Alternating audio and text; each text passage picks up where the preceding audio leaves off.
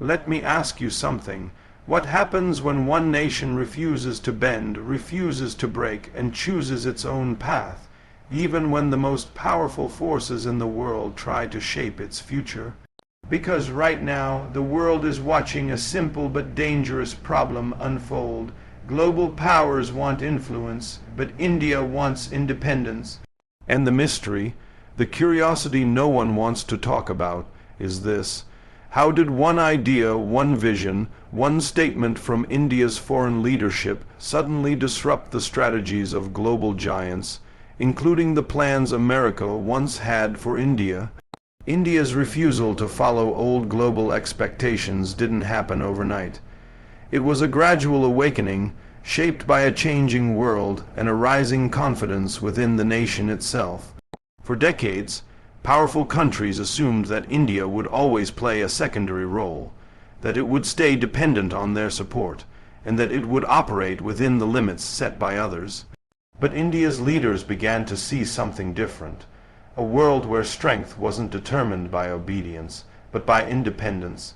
Instead of choosing sides or allowing itself to be pulled into global rivalries, India started to examine every partnership through a simple filter. Does this protect our people, our economy, and our long-term interests? That shift alone was enough to surprise those who were used to calling the shots. Global powers expected India to align automatically, especially during times of conflict or pressure. They believed India would follow their lead because that's what smaller nations had done in the past.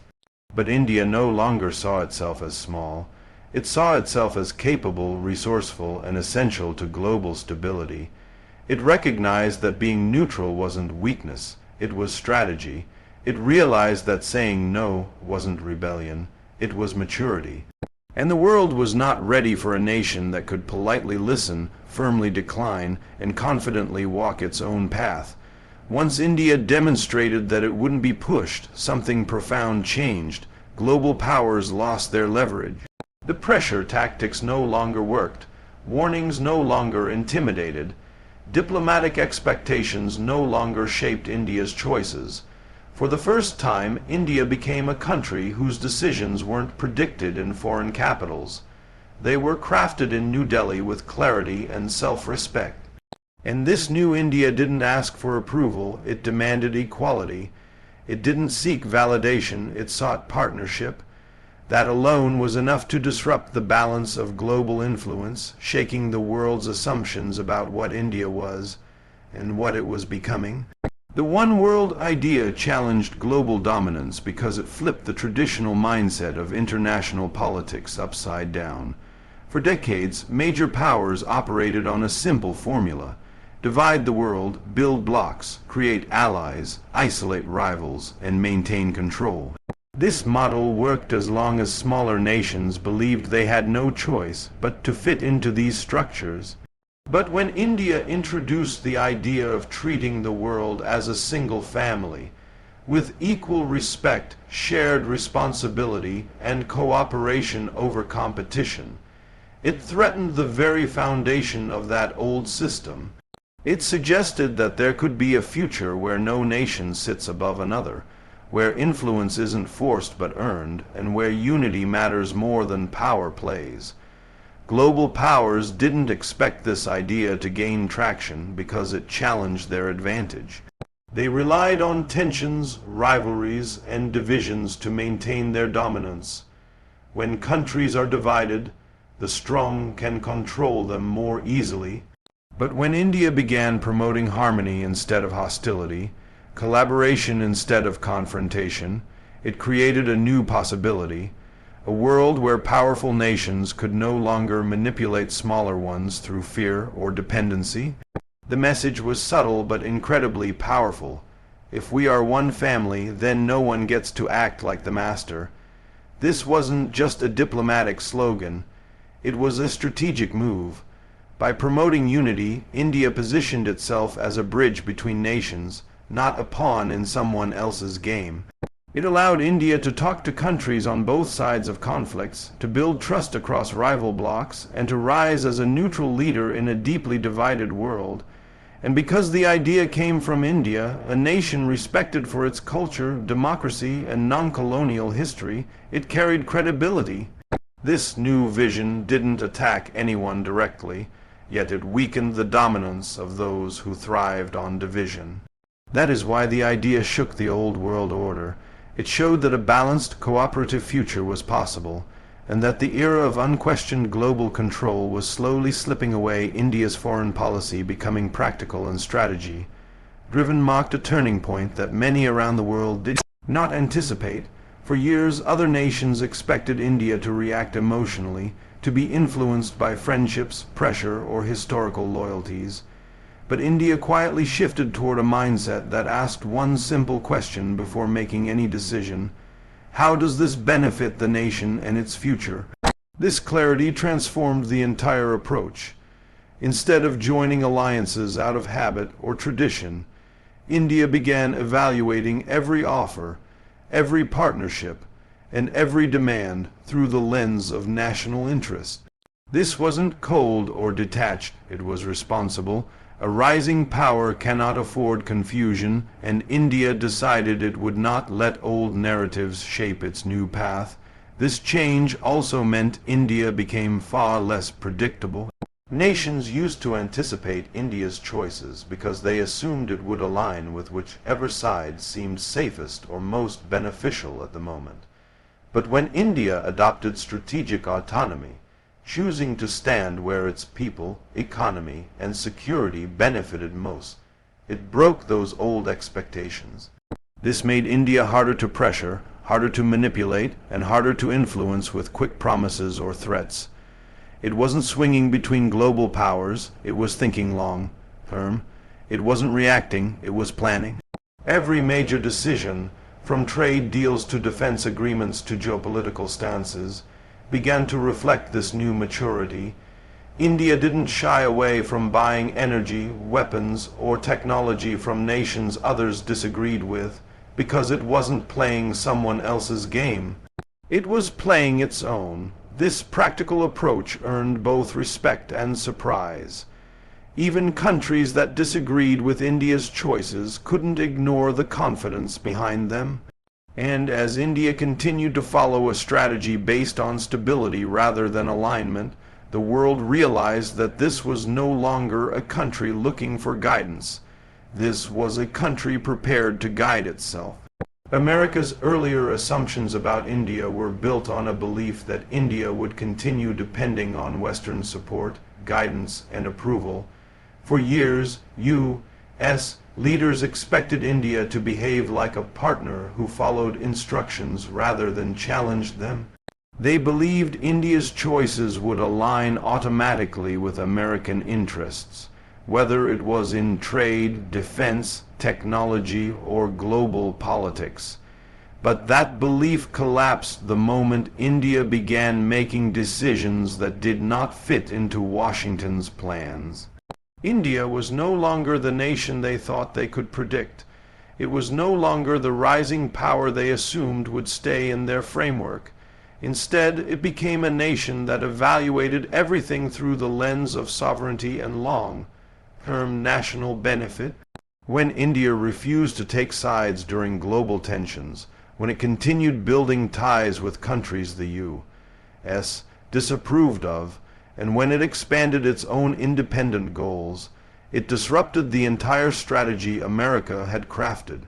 U.S. policymakers expected loyalty, India offered balance. They expected alignment, India offered autonomy. They expected partnership on their terms, India offered cooperation on equal terms. That shift forced them to face a reality they weren't prepared for. India could not be controlled, influenced, or shaped through the old methods anymore. America's assumptions were also tied to history. They expected India to remain a developing nation seeking support. They expected economic pressure to work. They expected diplomatic warnings to shift India's decisions. But India stayed firm, calm, and steady. Every time the U.S. tried to apply pressure, through sanctions, criticism, or strategic expectations, India's response remained the same: we choose what is right for us. This consistency shocked Washington more than anything else. By choosing independence at moments when it mattered most, India proved it was not a follower in global politics. It was a power with its own roadmap, and that unexpected confidence shattered years of assumptions America had quietly held about India's role in the world. India's emergence as a global stabilizing force wasn't something it declared. It was something the world gradually realized. While many powerful nations used pressure, alliances, and strategic confrontations to shape global outcomes, India chose a different path: calm diplomacy, balanced partnerships, and a refusal to intensify conflicts. Instead of taking sides in global rivalries, India focused on maintaining relationships with countries that didn't agree with each other. This gave India a rare position, one where it could speak to everyone, listen to everyone, and mediate without bias. In a world fractured by disagreements and ideological battles, this was extremely valuable. What made India unique was its ability to maintain stability without appearing weak. It didn't bend to pressure from any side, but it also didn't provoke unnecessary tension. When global powers expected India to join their bloc or isolate their rivals, India chose cooperation over confrontation. It built economic ties with one group, defense relations with another, and humanitarian partnerships with a third. This balance helped prevent deeper divisions in international politics, because India served as a reminder that peace and progress were still possible even in a competitive world. India's neutral stance also gave smaller nations confidence. Countries in Asia, Africa, and the Middle East began to see India as a dependable friend, someone who understood the struggles of developing nations but also had the strength to influence global discussions. This reputation made India a bridge between the East and the West, the developed and the developing, the traditional and the modern. And as India's economy and global influence grew, so did its role as a stabilizer. Whether it was energy security, humanitarian support, or peacekeeping, India consistently chose actions that benefited global harmony rather than global dominance. This consistency made the world take India seriously, not as a follower of power blocks, but as a responsible force capable of guiding conversations, reducing tensions, and bringing balance where chaos once seemed inevitable. The world adjusting to India's rise did not happen because India demanded recognition. It happened because the global environment could no longer function without acknowledging India's influence. The old power structure was based on predictability. Certain nations led, others followed, and the rest adapted. But India's steady growth, independent decision-making, and refusal to be pressured disrupted this familiar rhythm. Countries that once viewed India as a secondary player suddenly found themselves dealing with a nation that was essential for global stability, economic growth, and strategic balance. The shift was subtle at first, but eventually undeniable. India was no longer shaping itself around the world was shaping itself around India. Global powers realized that dealing with India now required respect, not instructions. They could no longer assume India's alignment or claim its loyalty.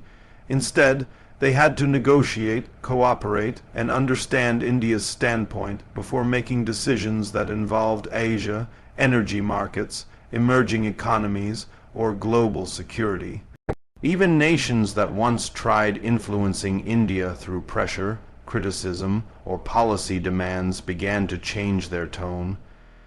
They discovered that without India, key global issues, from supply chains to climate commitments to peace negotiations, could not move forward effectively. This adjustment wasn't only political, it was psychological. The world had long been accustomed to seeing influence concentrated in a handful of nations. India's rise challenged that belief. A country with a massive population, vast growing economy, technological strength, and diplomatic independence was now too significant to ignore.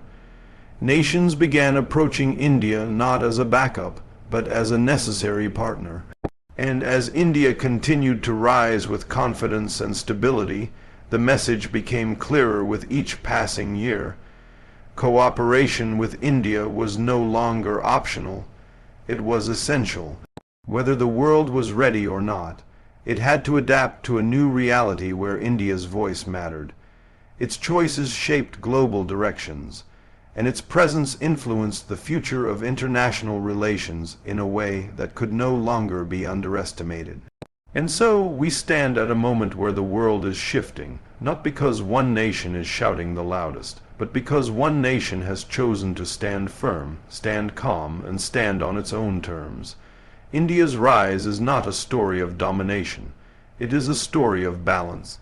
It is proof that strength does not always need aggression, and leadership does not always require control. By choosing independence over influence, dignity over pressure, and unity over division, India has shown the world a different path, a path where nations grow without being owned, where partnerships form without fear, and where the future belongs to those who build, not those who break.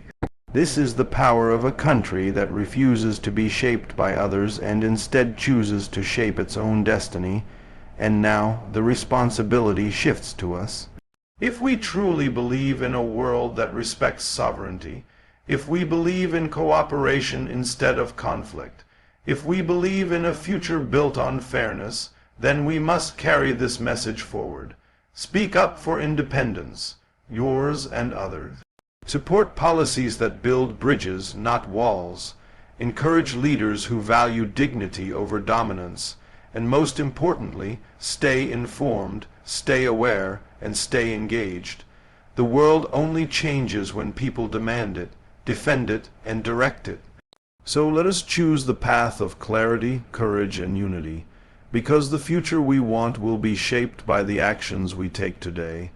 Thank you for giving your time, your attention, and your open mind. It has been an honor to share this journey with you, one that reminds us that a nation's strength is not measured by how loudly it speaks, but by how boldly it stands. Until we meet again, stay strong, stay curious, and stay committed to a better world. Thank you, and take care.